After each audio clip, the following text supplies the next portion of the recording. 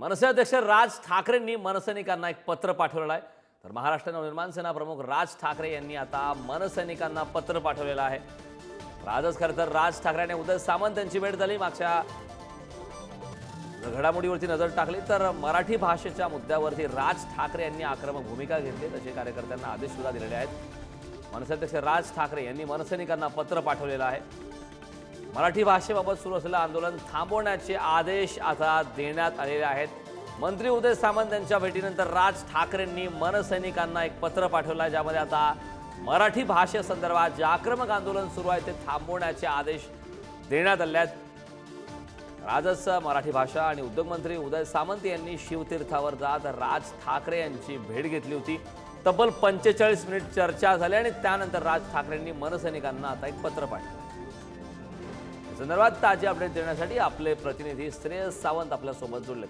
श्रेयस, मनसे अध्यक्ष राज ठाकरे यांनी मनसैनिकांना पत्र पाठवले। खरं तर मराठी भाषा संदर्भात जे आंदोलन सुरू आहे ते आंदोलन थांबवण्याचे आदेश देण्यात आले। काय याबाबतची अधिकची माहिती आहे?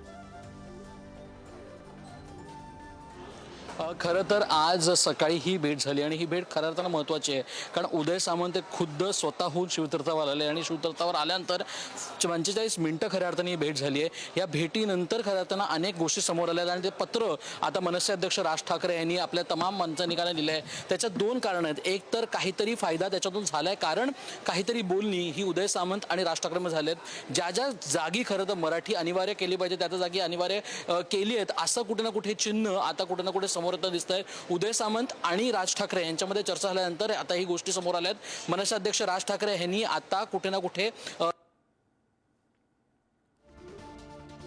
मनसे अध्यक्ष राज ठाकरेंनी मनसैनिकांना पत्र पाठवले। काही तांत्रिक अडचणीमुळे श्रेयसशी आपला संपर्क तुटलेला आहे, मात्र राज ठाकरे यांनी आता मनसे कार्यकर्त्यांना पत्र पाठवलेलं आहे। या दरम्यान खरं तर आजच सकाळी उद्योग मंत्री मराठी भाषा मंत्री उदय सामंत यांनी राज ठाकरे यांची शिवतीर्थावर जात भेट घेतली। या भेटीदरम्यान बैठकीत तब्बल 45 मिनिटं चर्चा झाली। मराठी भाषेचा या बैठकीतला एक महत्त्वाचा मुद्दा होता।